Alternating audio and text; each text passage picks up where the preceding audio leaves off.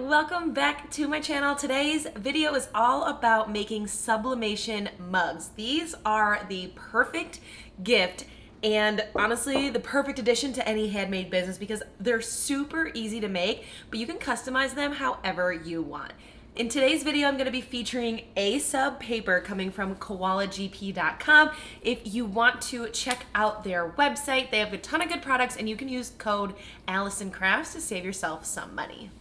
If you have been interested in sublimation and adding it to your skill set, this is the second video in a series of all about sublimation. In the first video, I'm gonna link it right up at the top right corner. I go through how to set up my printer, to convert my Epson and get all of my computer settings ready. So I will link that for you if you are interested in getting started.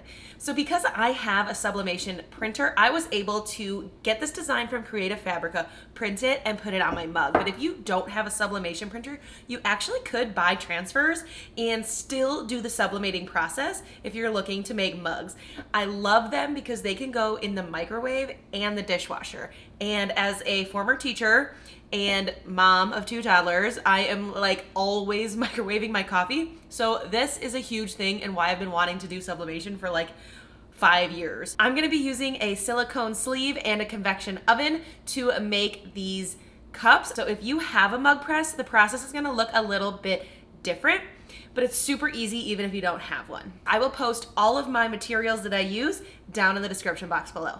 Let's get started. So I am using this Halloween sublimation image from Creative Fabrica. You can download it and then I use Microsoft Word. You can use Silhouette Studio or something else if you want, but you can go to insert a picture and I'm gonna choose it from where I downloaded it. So then I like to fill up the page, but it doesn't really matter. I like to do this text wrapping where it's like within, so then I can just create this in the size that I want. So one thing I did with this one was I cropped it so I could get it closer to the design and I didn't want the words underneath it. So I just cropped this in and then pressed enter. And then you can change the size. If you go up to this picture format, you can change the height and the width if you measure on your actual surface and then press print. So then from here, I'm going to go to file print. I have my sublimation printer set up, which is my Epson here. And I already went through the entire process of setting up my computer settings. So check out the video I have. I will link it down below and up in the right-hand corner. So you can go through all of those settings. But it should show up here and it should print mirrored. So once you're ready, press print.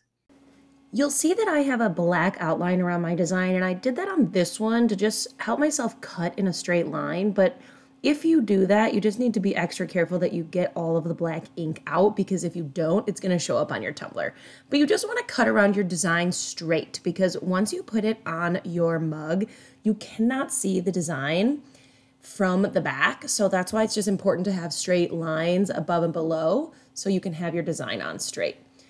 So just place your design where you want it and then you're gonna need to use heat resistant tape to tape it down. I got this heat tape on Amazon as well as this tape dispenser. I have them both linked down below where you can get them on Amazon. So what I do is you just wanna make sure that your design is fully touching your mug.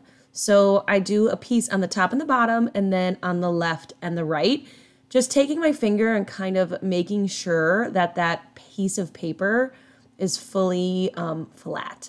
And then I'm using a silicone sleeve because like I said earlier, I do not have a mug press. So I'm using this silicone sleeve that you sort of like slip it through this hole and then squeeze it together and it'll clasp and create pressure on your design because you need pressure in order to get a nice vibrant image. And then you go to your convection oven to bake. I'm gonna bake at 360 about, I kind of have to guesstimate, for 10 minutes. And I just go ahead and put my mug right inside the oven and let it sit for 5 minutes. And then after that 5 minutes is up, I will take my hot pad. This is going to be super hot, and just rotate the mug for an additional 5 minutes. So I bake it for 5, rotate it, bake it for 5 for a total of 10 minutes. And when it is done, you can remove it. Again, make sure you're using sort of like this glove that I have or a hot pad because it is extremely hot. Unclasp your sleeve, and then I am taking tweezers to remove the heat tape. I'm doing it while it is still hot. I have seen people wait. I have seen people dunk their mugs in cold water, but I just went ahead with tweezers and carefully removed the image without burning myself, and you get a super awesome sublimated mug. It just takes a matter of, honestly, you could do this in like an hour and get this mug done. So now you have a super fun dishwasher safe and microwave safe mug that you can customize and personalize and do any design that you want. Comment below if you have any questions at all, and I'm going to link up my next sublimation tutorial.